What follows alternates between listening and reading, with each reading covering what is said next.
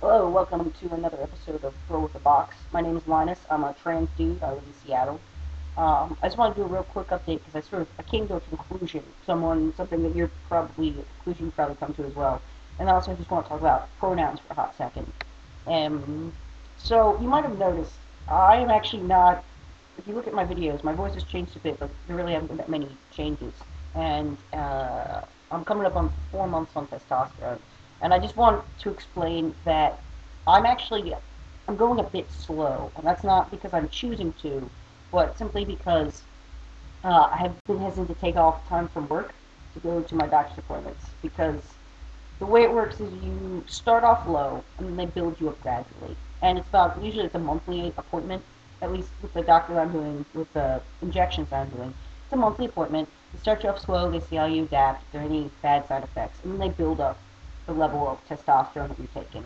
And I've done some research, I've heard people talk about somewhere between 1 to 200 milligrams a week.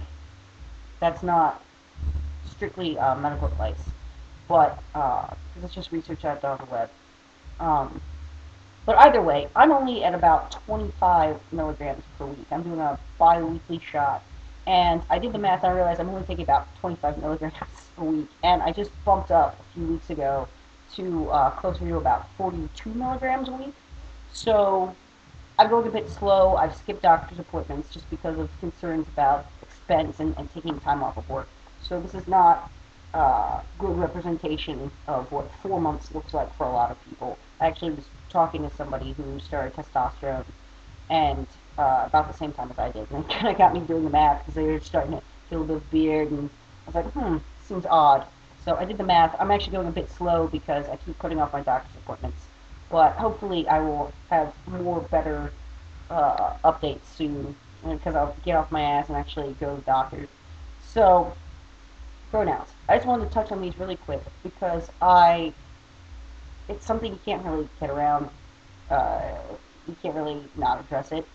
Um, I've noticed there are people that sometimes get the pronouns wrong and they get this sort of sad look on their face and they feel bad about it.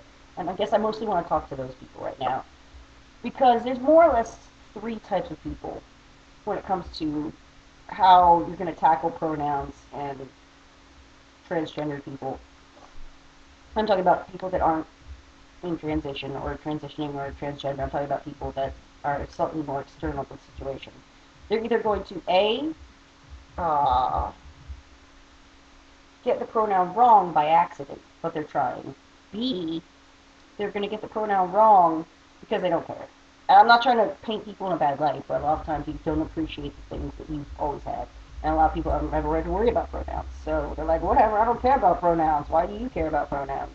And so it's just not something that's in the forefront of their brain. And so it's not something that they really address. And then there's the third type of people that does they get the pronoun wrong because they're being passive aggressive, and it's kind of ridiculous because frankly, contempt is kind of hard to mask. It's not really that. It's pretty obvious when someone's just being a dick. But I really wanted to talk about the people that get the pronouns wrong, uh, only some of the time, and it's not because they're being a dick. Um, Let me break it down. There's essentially two ways that we sort of organize information in our minds, how we organize memories. And that's episodic and procedural. Episodic is like, man, I have to remember where my keys are at. So I'm going to think back. I walked up the stairs, and then before I walked up the stairs, I was at the kitchen. Before I walked to the kitchen, I walked by the table, and before I walked by the table, I came in the door, and oh, I must have put my keys down on the table. And that's episodic. Then there's procedural. Procedural is the type of memory that you can store and use without even really thinking about it. It's like walking. It's for some people driving a car, or it's pronouns because frankly, culturally, we have pretty strict boundaries about gender and like kind of what we consider we have a gender binary, and it's not really arguable. Most people say, well, that's just how it is, and so it's not really something you have to think about a lot. So the thing is about procedural memory, it actually takes a few tries to change. It depends on the person. Some people have much faster procedural memory. If they do it once, it'll stick with them forever. Most people have to do it between I don't know, at least six times or more. Um, and so I just want to put a shout out. I want to say if you are a person that is an ally who's really cool and you've not gotten the pronouns right off the bat, um, don't beat yourself up about it. You get a couple of tries. Yeah, you get a couple of times to change that procedural memory. But if you don't right away, no one's gonna. Well, I mean, someone might. I don't know, but I'm not gonna mistake you for some passive aggressive asshole.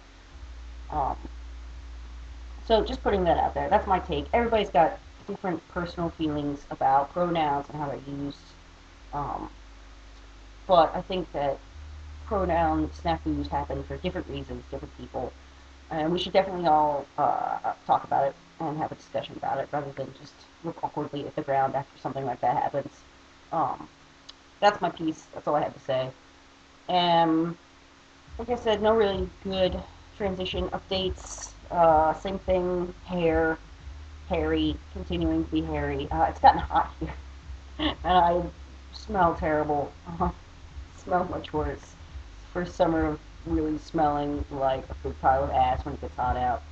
So, besides that, things have been going pretty good, and I will definitely keep you updated on any other transition changes or random thoughts I have about gender politics. So, thank you so much for watching, and I will update very, very soon.